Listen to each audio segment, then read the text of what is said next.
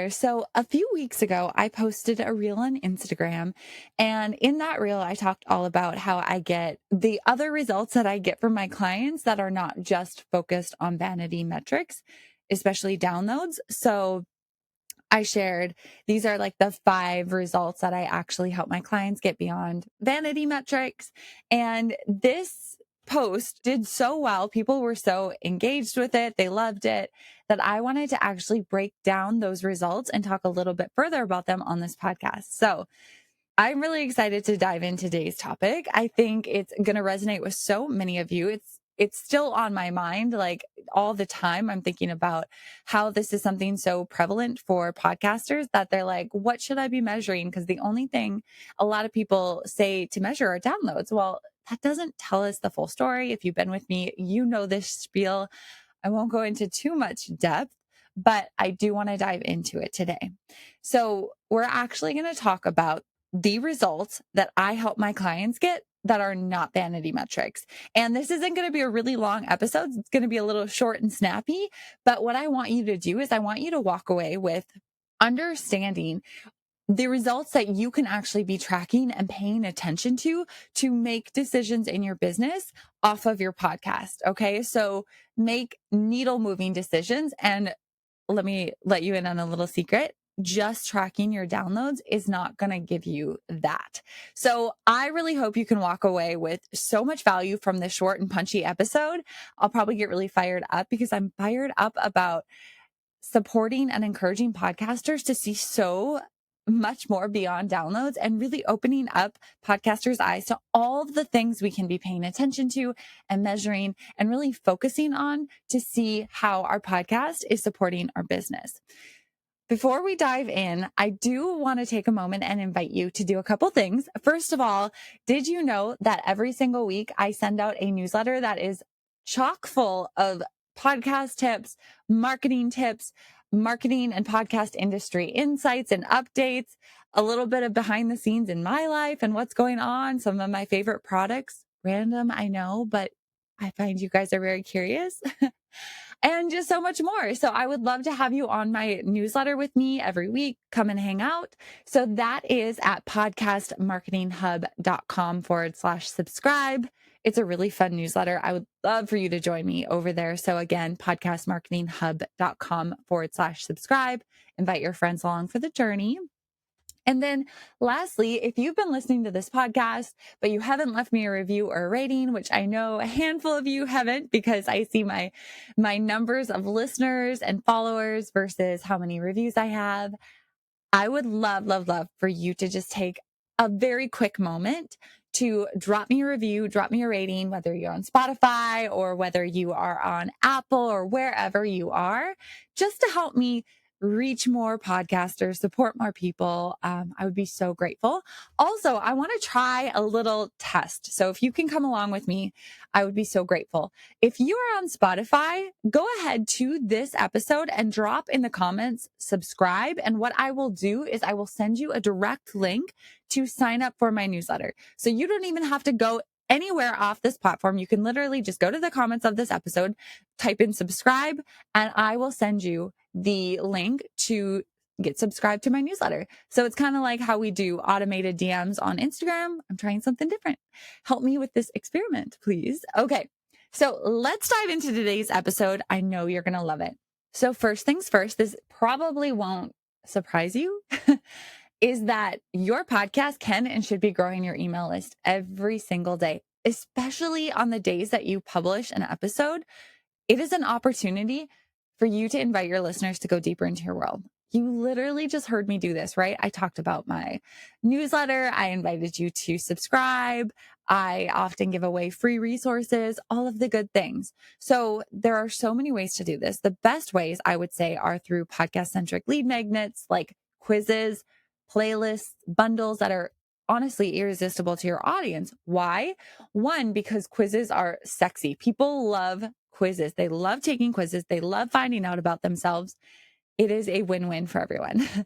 And then playlists and bundles, we already know that our audience loves to listen to podcasts, right? We already know that they love to listen to audio.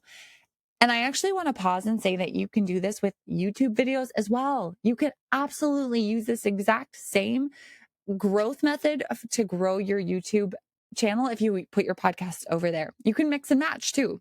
But these bundles are irresistible for your audience. So throw together a bundle. I mean, especially if you have a handful of episodes, like we're talking 200 episodes, 100 episodes, even 50 episodes, somebody finds you, they might be wondering where they should start based on what they want, need, and their desires based on what you teach and your area of expertise. So this can be such a great way for you to give it to them on a golden platter. Okay. So those are some great ways. And I just want to remind you that when you connect your podcast to your list growth, you are no longer just entertaining or educating or putting out episodes and praying. You're actually building an owned audience, which means you get to nurture them, you get to support them, and ultimately sell to them down the road. Okay. All right. Let's talk about the next result I love to see my clients get, and that is a flow of consistent qualified leads.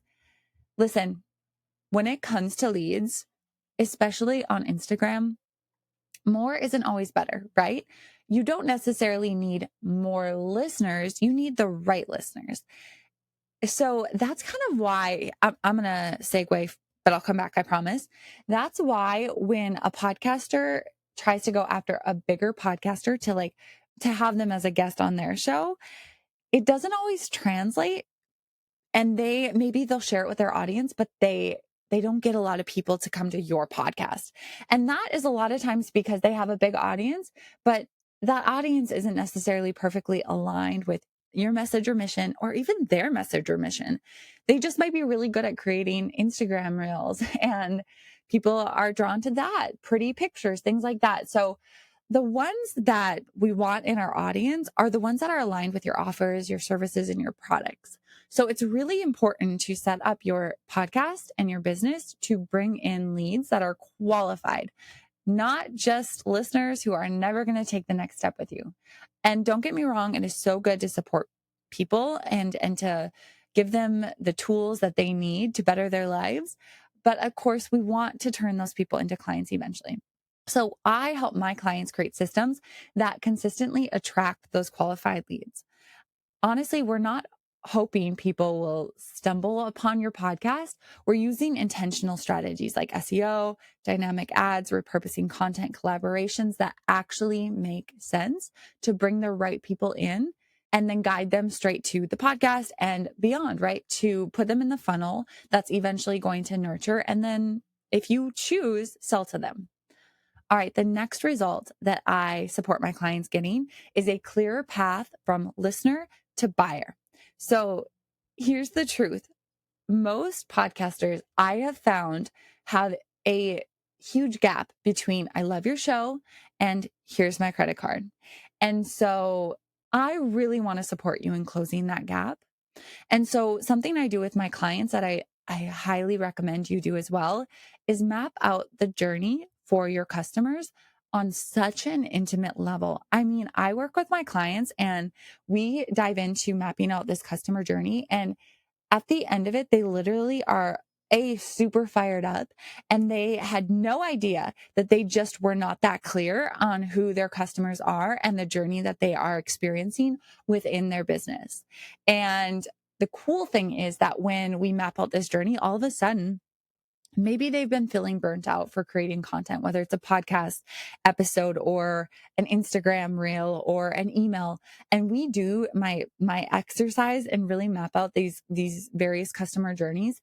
All of a sudden they are fired up because they have all of these new ideas and this clarity about how somebody goes from discovering their podcast to joining their email list to engaging with their content to saying yes to their offer. All of a sudden they're like, oh, this topic and this topic and this topic. They get so fired up. And that's what I want for you too, because this is where intentional nurture sequence, smart CTAs, bridge content, and then baked in promotion really come into play. When your podcast and your business are aligned, you no longer are just growing an audience, you're actually growing revenue. Okay, so the next result that I get so excited about, I love, is a healthier, revitalized email list. So a lot of podcasters have an email list. Yay. Yay. that are, let's be honest, a little stale. So people sign up from, months or even years ago, and they're just not opening their emails. They're not getting them engaged. They've gone cold, or they're bringing a bunch of new people on. So say that you are implementing the things I've just gone through and you're growing your email list, but then you're finding that people fall off within a handful of months. I support my clients in fixing that. And I want you to fix that too. It's so important because we work so hard to get somebody onto our email list. We don't want to just let them slip away because they've raised their hand and they've said, I'm interested in what you have to offer, but we just have to figure out a better way to engage them. And so it's natural to have email subscribers go cold, but through re-engagement campaigns, fresh opt-ins, and then better content connection between the podcast and the inbox, we actually can breathe new life into that list.